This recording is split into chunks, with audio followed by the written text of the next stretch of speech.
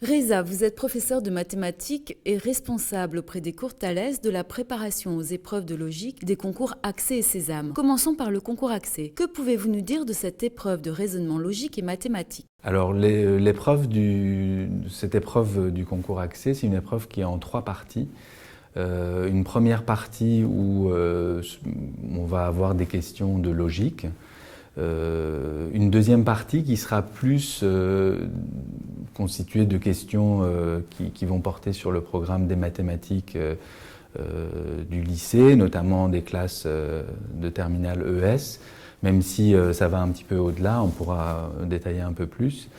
Et une troisième partie où ça va être un problème de synthèse, toujours où il faut modéliser un problème avec des outils mathématiques et logiques, et où ça va être plus avec des questions liées, et où ce sera plus une approche globale d'un problème. Chaque partie est constituée de 6 questions, qu'il faut traiter en 1 heure à peu près, ce qui revient à un temps à partir d'une dizaine de minutes par question.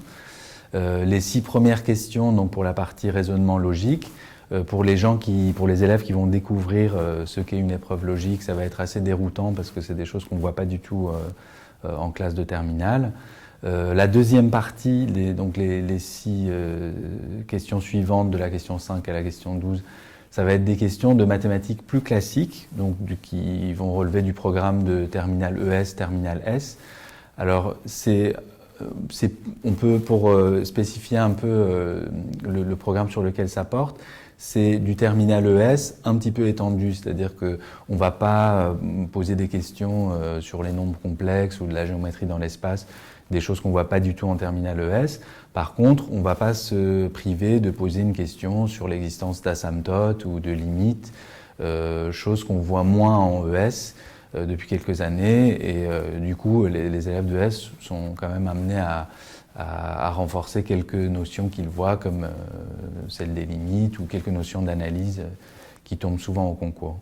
Et la troisième partie, en fait, c'est toujours un problème de modélisation mathématique, c'est-à-dire qu'on va nous décrire une situation de la vie courante, de la vie des entreprises, etc.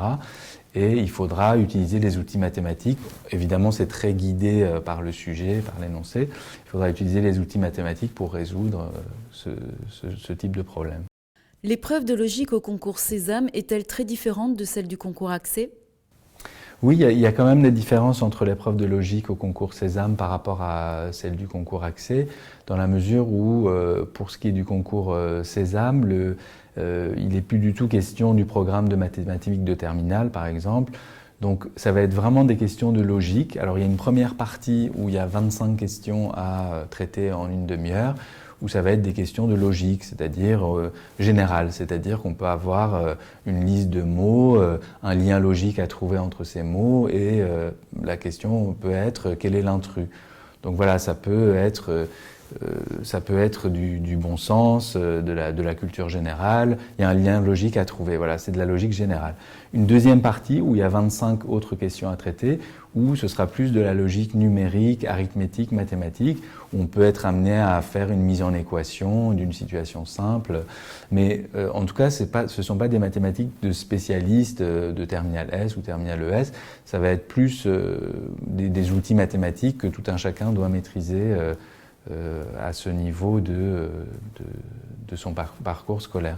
Donc voilà, en ça c'est assez différent parce que les rythmes des 2 épreuves sont assez différents, puisque le concours Accès, on a quand même une dizaine de minutes pour traiter chaque question. Il y a une partie qui relève du programme classique de mathématiques, donc il y a des outils qu'on a appris de manière plus longue sur l'année, alors que le concours Sésame, ça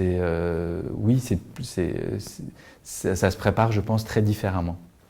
Justement, auriez-vous un conseil à donner aux élèves souhaitant se préparer à cette épreuve?